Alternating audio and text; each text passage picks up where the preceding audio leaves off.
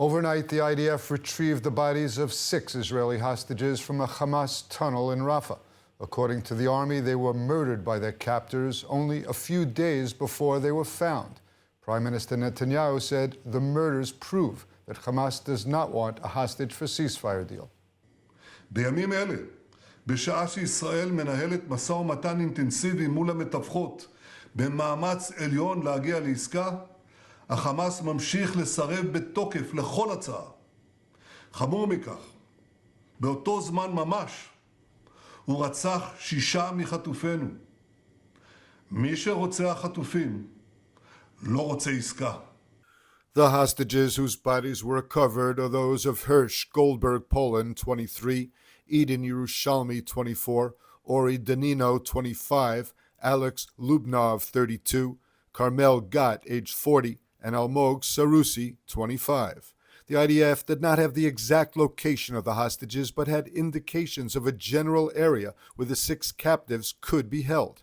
The tunnel in which the slain hostages were found in Rafah is about 1 kilometer away from where the soldiers found and rescued hostage Farhan al-Qadi alive earlier this week.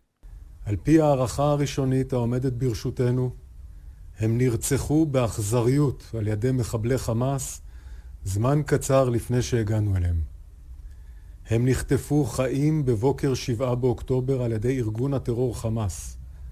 גופותיהם אותרו במהלך הלחימה ברפיח במנהרה תת-קרקעית, במרחק כקילומטר מהמנהרה ממנה חילצנו לפני מספר ימים את פרחן קאדי. Troops began to search a tunnel complex until they found the hostages' bodies yesterday afternoon. Overnight, their bodies were extracted from Gaza and brought to Israel for identification. There were no clashes with Hamas terrorists inside the tunnel, and the guards who likely murdered the 6 fled the area. Goldberg Polin, Yerushalmi, Danino, Lubnov, and Sarusi were abducted from the Nova Music Festival near Kibbutz Re'im by Hamas terrorists on October 7th. Gat was taken from Kibbutz Be'eri. Hirsch was a dual U.S.-Israeli citizen, and President Biden issued a personal statement to his parents. I have worked tirelessly to bring your beloved Hirsch safely to you, and I am heartbroken by the news of his death. It is as tragic as it is reprehensible. Make no mistake, Hamas leaders will pay for these crimes, and we will keep working around the clock for a deal to secure the release of the remaining hostages. Biden insisted the hostage for ceasefire deal is still within reach. Mediated efforts by the U.S., Egypt, and Qatar to broker a deal between Israel and Hamas are still ongoing, but there are sticking points.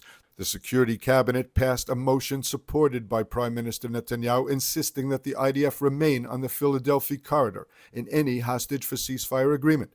Defense Minister Gallant was the lone dissenting voice, arguing that the IDF can manage without Philadelphia and it's holding up an agreement. We're now joined by Alex Trayman, the CEO and Jerusalem Bureau Chief for JNS. Welcome, Alex. Thank you for having me. Alex, the IDF confirmed that the 6 hostages found yesterday were murdered by Hamas within the last 3 days, 20 meters down in the same tunnels as Bedouin hostage Farhan al-Qadi. Given what we know so far, what's your assessment of the situation? Well, the United States and others told Israel not to go into Rafah to begin with. They drew it as a red line. Prime Minister Netanyahu went through that red light and understood that Israel had to go into Rafah because that's where many of the senior terrorists have been hiding, and that's where many of the hostages are located. And we figured out again that that is the case, and these 6 hostages were being held there. They were only killed because the IDF was on their track, and they were going to try to attempt to rescue. Obviously, Hamas doesn't want the IDF to be able to rescue hostages, and therefore the orders are that if they know the IDF is coming, to kill the hostages first. Alex, it's been 331 days since Hamas captured our civilians, with many now dead. Was holding the Philadelphia corridor worth the lives of these 6 hostages? The Philadelphia corridor is one of those other places that the United States told Israel not to take. But in the last months, hundreds of tunnels were found in Rafah and under the Philadelphia corridor, which is the border between Gaza and Egypt. Many of those tunnels are wide enough for trucks to drive back and forth through. And it's clear that these were the smuggling routes used to arm Hamas in Gaza and potentially have been used to smuggle terrorist leaders and or hostages even out of the Gaza Strip. So it's an important, very important strategic corridor for the IDF to control, specifically if Israel wants to make sure that Hamas doesn't restock itself with arms and other supplies after a ceasefire is reached. Alex, President Biden expressed deep sorrow over the death of American hostage Hersh Goldberg Poland. The president constantly spoke out on the issue, perhaps more than our own prime minister. How might this impact Israeli-U.S. relations? Well, I think that the Biden administration could have done a lot more, and they could have put the overwhelming majority of the pressure, diplomatic pressure, on Hamas, on Iran to release the hostages, but they clearly did not do that. We see over the last period that much of the diplomatic pressure has been put on Israel to reach the ceasefire, not on Hamas to release all of the hostages. I don't think that it's going to affect in any way the Israel-U.S. relations, but if you will recall, it was told that the last round of negotiations was a last chance, which I don't understand why it's the last chance. As long as there are still hostages and as long as fighting still rages, there should be more and more and endless chances to get the hostages back. We have to see whether the United States is going to be willing to act as a broker to try to negotiate a release after this horrific news. Well, what message was Hamas sending with these murders, and what message should the world understand from their actions? Well, this was the purpose of taking the hostages to begin with, to commit psychological terror against the state of Israel, to keep Israelis hoping and guessing and waiting for the eventual rescue or return of the hostages. Unfortunately, the murder of these 6 hostages is another reminder of the cruel reality that these hostages were taken in the most brutal massacre in the history of the state of Israel on October 7th. I guess the only consolation here is that it does provide some bit of closure for those families, and particularly for Americans and English speakers with regards to Hersh Goldberg Poland, and everybody saw how his mother Rachel Goldberg and John Poland, were really doing everything that they could to try to secure his release, including appearing at the Democratic National Convention just over a week ago. So horrific moment, of course, for everybody. Today marks the first day of school, and as a father, you know this day feels very different from in years past. Can you describe the atmosphere in Israel today and how we're coping with this tragic news? Yeah, well, certainly there are close to 80,000 residents in the north that have been expelled from their homes shortly after October 7th because of the frequent pummeling by Hezbollah on their communities. There was a hope that they were going to be returned home in order to begin to send their kids to school on September 1st. Obviously, that hasn't happened as of yet.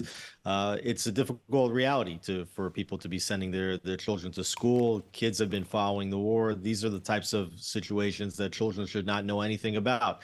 But unfortunately, here in the Middle East and here in the land of Israel, we recognize that we have to fight for our existence and fight for our survival. And yet another school year begins with Israel at war and dreaming of peace. Well, thank you very much for that, Alex. Thank you for having me. 3 police officers were killed in a terrorist shooting attack this morning on a highway in Judea. They've been named as Arik Ben Eliyahu, age 37, Hadass Brentz, 53, and Rani Shakuri, father of a policewoman killed on October 7th. The attack comes after 2 bomb-laden cars exploded in Gush Etzion amid an ongoing anti-terror operation in Samaria. According to initial reports, terrorists arrived in the area and fired at a police car, hitting 3 officers before fleeing the scene. 2 were declared dead at the scene and 1 died in hospital. The names of the victims were not given, but they were a man and woman in their 30s and a man in his 50s. The vehicle used by the terrorists was abandoned shortly after the attack. Security forces have launched a search. Over the weekend in the Etzion block south of Jerusalem, 2 cars exploded, each packed with makeshift explosive devices in what is believed to have been a coordinated attack. The 2 terrorists involved in the attacks were killed by troops at the scene. In the first incident, a car exploded at a gas station near the Gush Etzion junction. Troops arriving at the scene shot and killed the terrorist who had arrived in the vehicle and attempted to attack them. 20 minutes later, a terrorist breached into the nearby Karmei Tzur settlement before being shot dead. The terrorist's car exploded inside the community. There were no injuries. The IDF then encircled Hebron and nearby towns in the area where the two bombers came from. The army located and demolished the bomb-making lab in Hebron. The army said there is no immediate danger of more bombings, and the incident is considered over.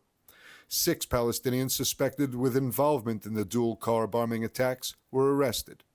אתמול בלילה היה פיגוע של 2 רכבי תופת, יצא מאזור חברון לאזור גוש עציון, ותסתכלו על הפיגוע הזה, מה שאתם עושים כאן, הכניסה לתוך מחנות הפליטים, בדיוק הרעיון שהמחבלים לא יוכלו להטעין את חומר הנפץ על רכב התופת, ולצאת ולעשות פיגוע ביישוב, על כוחות צה"ל או בכל מקום אחר, ומפה הרעיון ההתקפי הזה של ללכת ולהיכנס לטרור למקומות שבהם הוא בונה את יכולות החבלה, זה דבר מאוד מאוד חשוב. The major ongoing IDF anti-terrorist sweep is continuing in Samaria, and the focus has now moved from Nur Shams and Tulkarem and Farah to Jenin. Troops raided a Jenin neighborhood where they neutralized dozens of explosive devices that were planted along the roads. Fierce gunfights erupted between IDF troops and Palestinian gunmen. An IDF soldier was killed in the clashes. He was identified as Staff Sergeant Elkanah Navon, age 20, from Petah Tikva. Since the start of the anti-terror operation last week, the IDF says troops have killed at least 26 terrorists and detained many wanted men. אין לנו שום כוונה לתת לטרור באיו"ש להרים את הראש, ולכן היוזמה לעבור עיר, מחנה פליטים, עם מודיעין מצוין, עם יכולות מבצעיות טובות מאוד, עם מעטפת מודיעינית אווירית חזקה מאוד, ובעיקר עם לוחמים, מפקדים, ערכיים מאוד, נחושים מאוד. אני רואה בדיוק את הדבקות במשימה. אנחנו בדרך הזו נגן על אזרחי ישראל, זה בדיוק ככה. A new report reveals that at least 6,000 Gazans, only 60% Nukba terrorists, breached Israel's border on October 7th, murdering innocent Israelis. This is double the number previously reported. ILTV's Mayan Hoffman has more. New details about the October 7 attack by Hamas and Gazan citizens against Israel were revealed over the weekend in a special report by Israel's Channel 12. According to updated information, at least 6,000 Gazans breached Israel's border on October 7 through 119 gaps they created in the fence separating Israel from the Gaza Strip, double the number previously reported. Previously, it was understood that the fence was breached in only around 60 locations. Out of the 6,000 Gazans who crossed into Israel, 3,800 were highly trained Nukhba terrorists. The remaining 2,200 were either terrorists from other groups or civilians from Gaza who joined the fighters to murder and loot. Additionally, the report stated that another 1,000 terrorists participated in the assault from within Gaza. These terrorists fired around 4,300 rockets at Israel and provided support to the forces carrying out the massacre on Israeli soil. Channel 12 said that the numbers are based on a thorough investigation by the Gaza Division submitted to the Chief of Staff. In response, the IDF stated that the operational investigation is ongoing and continues according to situational assessments and operational constraints. Once completed, the findings will be transparently presented to the public. Israel has consistently argued that Gazan civilians were actively involved in the October 7 attack, the same civilians who are now claiming a humanitarian crisis. Many of these individuals sided with Hamas during the assaults, and polls indicate that a majority still support the terror organization, even as Israel continues its military operations in the Gaza Strip. Despite the tragic news of 6 Israeli hostages murdered by Hamas, Israel has coordinated a polio vaccination campaign across the Gaza Strip to protect Palestinian civilians. The campaign launched today. More details from ILTV's Mayan Hoffman. Israel is urging the international community to include at-risk Israeli hostages in its ongoing polio vaccination campaign, which should be underway in Gaza for the next 10 days. In a heartfelt letter to the heads of the World Health Organization and the United Nations, Professor Haggai Levine, head of the Health Division for the Hostages and Missing Family Forum and chairman of the Israeli Association of Public Health Physicians, emphasized the dire need for vaccinations among the approximately 100 hostages still held in the Gaza Strip. Some of these hostages suffer from chronic medical conditions that require regular care, while others have sustained injuries that need treatment.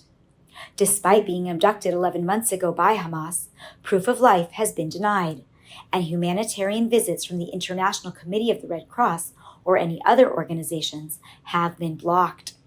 Levine highlighted the importance of including Fir Bibas, a 1.5-year-old child, and Ariel Bibas, who recently turned 5, in the vaccination efforts. He also stressed the need to address the vaccination needs of adult hostages, many of whom are overdue for polio and tetanus boosters. The polio vaccination campaign in Gaza aims to immunize roughly 640,000 children by September 9th. The campaign began today in the central part of the Strip and will gradually expand to the south and north. It specifically targets children from birth to 10 years old, with a goal of reaching 90% of the target population. لأنه كل خطوة بتمشيها بدك تحمد الله إنك أنت مشيت بسلامة، لأنه إشي بخوف هذا. عشان القصف يعني اللي بصير والطخ والطيارات والأشياء هذه، فالواحد بخاف والله. ولذاها يعني صغيرة هذه، يعني من أي خبر من أي إشي بتتلوث وبصير فيها أي إشي، أي فيروس، أي التهاب جلدي أو بكتيريا أو أي إشي لا سمح الله. It was initially reported that Israel had agreed to a ceasefire for the distribution and administration of polio vaccines. However, the Prime Minister's office clarified over the weekend that instead, Israel will establish a humanitarian corridor to allow aid workers entry and designate specific areas for the safe administration of vaccines. The office emphasized Israel's commitment to preventing a polio outbreak in Gaza, Israel, and the wider region. Since the start of the war, 282,126 vials of polio vaccine, enough to inoculate more than 2.8 million recipients, have been transported into Gaza through the Kerem Shalom crossing, coordinated by COGAT. In the past month alone, vaccines for more than 1 million recipients have been delivered. Polio was first discovered in waste samples from the coastal enclave in mid-July. Since then, there has been one confirmed case of a 10-month-old baby who was paralyzed. This was the first such case in 25 years. We are right now in the central cold storage, where we have received more than 1.2 million doses of NOPV2 vaccine, and approximately 400,000 doses are en route. These doses have been maintained in the cold chain, and these will be transported today to the various distribution points in the middle area. As the new school year began in Israel today, the country faces the dual challenge of ongoing war and the displacement of thousands of families. The IDF have implemented extraordinary measures to safeguard students and staff, while the education system grapples with providing proper education to evacuee children. ILTV's Ariela Lachiani went back to school. Yes, as we mark September 1st, we mark the first day back to school, and what is typically a very joyous day full of excitement as we start the new school year, this year is definitely overshadowed by the ongoing war. Many students are suffering as their parents are serving in the reserves, and the IDF are preparing to ensure the safety and security of all students amid the war, including deploying hundreds of bomb shelters near bus stops and schools, and also stationing reserve soldiers near school campuses amid any possible threats. More in the following report. In response to the current security situation, the IDF has deployed hundreds of bomb shelters at bus stops and near schools nationwide. Reservists have been stationed at key intersections and school campuses for rapid response to any threat. The early warning system has been upgraded, and soldiers are filling in for educators who have been called to reserve duty. With Hezbollah's near-daily assaults, thousands of families have been displaced and relocated across Israel. According to the Taub Center, around 68,500 Israelis have been evacuated from northern communities, with 17,000 of them being school-aged children. The Education Ministry has set up temporary educational frameworks in various locations, including new K-12 schools in Eilat, Tiberias, and Tel Aviv. As Israel navigates these unprecedented challenges, The resilience of its people and the preparedness of its institutions are being put to the test.